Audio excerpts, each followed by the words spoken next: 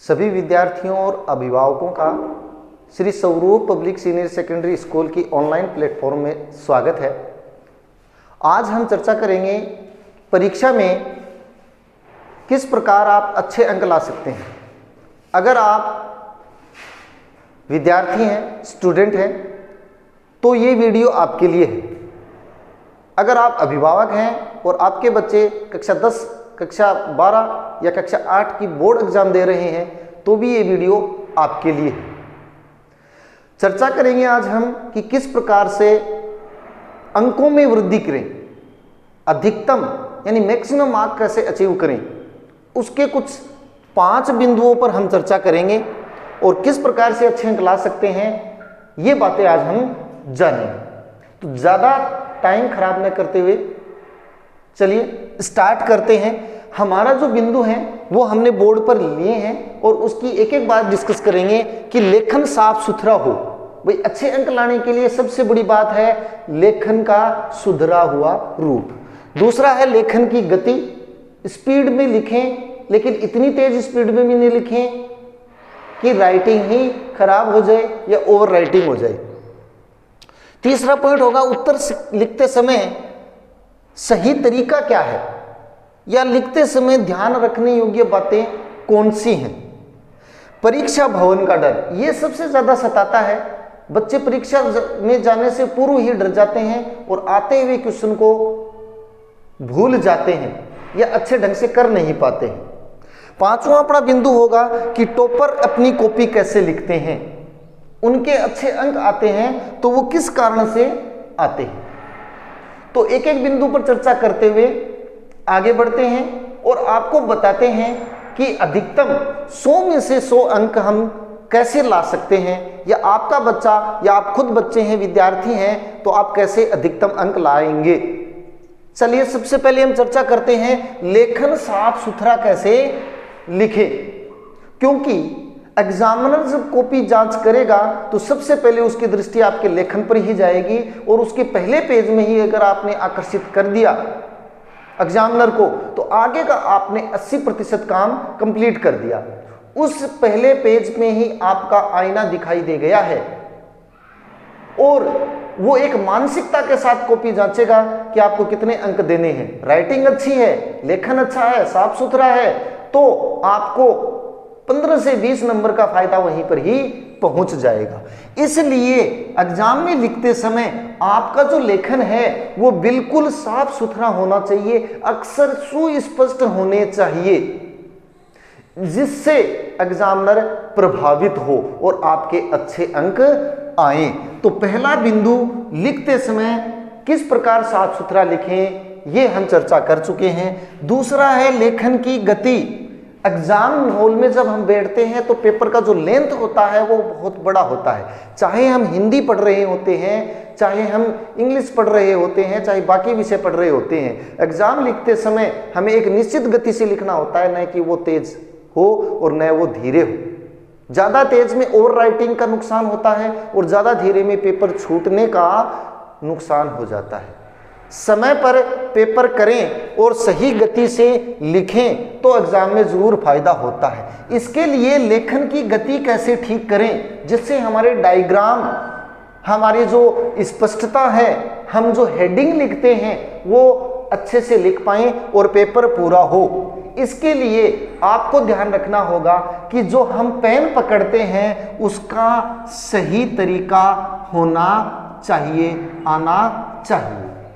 कुछ बच्चे पेन को अलग अलग तरीके से पढ़ते हैं, लिखते समय यूज करते हैं, इस्तेमाल करते हैं, पकड़ते हैं।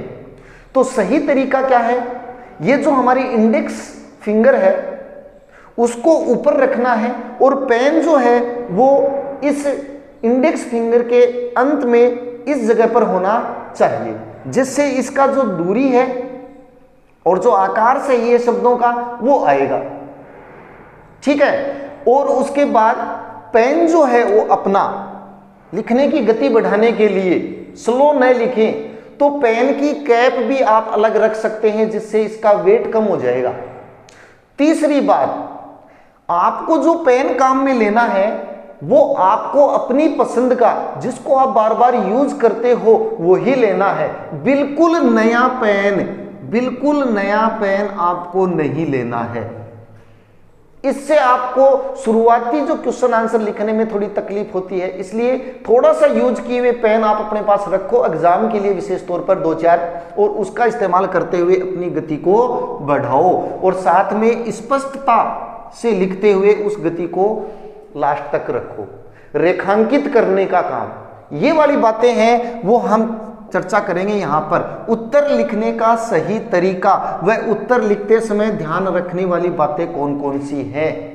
कोई भी क्वेश्चन अगर आप लिखते हो तो उसमें आपको हेडिंग लिखना है, उस पर ध्यान देना है।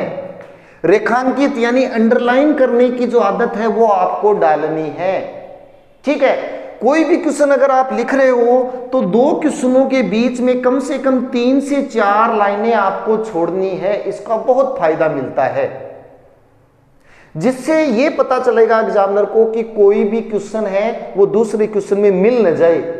अलग अलग स्पष्ट रूप से आपके आंसर दिखने चाहिए, जिससे मार्किंग सही हो सकेगी, अच्छे से वो करे पाएगा।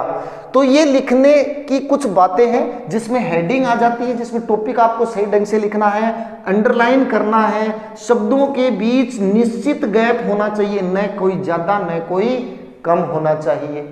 शब्दों की बनावट जो है उस पर ध्यान देना है।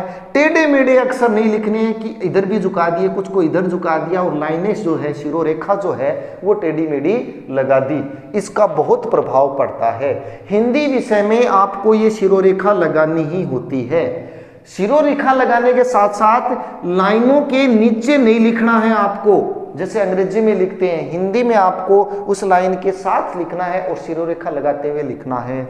अनुस्वारों का प्रयोग करना है, कोमा का प्रयोग करना है, पूर्ण विराम का प्रयोग करना है और क्वेश्चन मार्क का प्रयोग भी करना है। ये कुछ बातें थी, उसमें विशेष ये थी कि शब्दों के बीच जगह और क्वेश्चनों के बीच लाइनें छोड़े। तीसरा जो हमारा बिंदु है वो है परीक्षा भवन का डर। उस डर से अगर आप दूर हैं तो आपका आधा काम वहीं पर ही हो चुका है। इसके लिए क्या करें? आपके मन में ये प्रश्न आ रहा होगा, तो इसके लिए हम कर सकते हैं, प्रीवियस पेपर जो होते हैं उनको सोल्व करें। पुराने जो पेपर हैं उनको सोल्व करें। आप कहोगे कि समय बर्बाद होगा, समय बर्बाद नहीं होगा, आपको एग्जाम का अनुभव हो जाएगा कि आखिर हमें प्रश्न पत्र में मिलेगा क्या, और डर खत्म हो जाएगा उसका आंसर करने से। 2-4 अगर आपने प्रैक्टिस की तो परीक्षा भवन का जो डर है वो वहीं पर खत्म हो जाता है, क्योंकि बच्चे घबरा जाते हैं, कुछ तो बेहोश तक हो जाते हैं, कुछ अचेत अवस्था में चले जाते हैं, क्योंकि परीक्षा से पहले ही उनको इतना डरा दिया जाता है। उस डर से निकालने के लिए आपको प्रीवियस पेपर जो है उनका हल करना होगा, उनको निकालना होगा। अंतिम पॉइंट आता है, टॉपर अपनी कॉपी कैसे लिखते हैं। इसके लिए क्या करें? टॉपर यानी 100 में से 100% अंक लाने वाले जो बच्चे होते हैं वो अपनी कॉपी कैसे लिखते हैं, उसके लिए 5 फॉर्मूले हैं, चाहे वो हिंदी हो, अंग्रेजी हो, साइंस हो, मैथ हो। सबसे पहले हेडिंग जरूर लगाएं क्वेश्चन के आंसर में। दूसरा है डायग्राम, इमेज जो है जहां पर जरूरत है सुंदर और स्पष्ट होनी चाहिए। तीसरी है इमेज, अगर आपको किसी चित्र की आवश्यकता है तो वो कॉपी में झलकेगा और आपकी लेखन को सुधारेगा। अच्छे अंक में मेहनत लगाओगे तो आएंगे। और तीसरा है स्पष्टता होती है। क्या होती है? स्पष्टता होती है, ठीक है। इमेज सही और डायग्राम है वो सुंदर होते हैं और हेडिंग बहुत ही सुंदर रूप में डालते हैं। अगर इन चीजों को फॉलो किया आपने तो 80% वाला बालक जो है, 80% वाला जो बालक है वो मेरी दृष्टि से 20% से लेकर के, या कह सकते हैं कि 15 से लेकर के 20% जरूर फायदे में रहेगा, अधिकता में जरूर आएगा।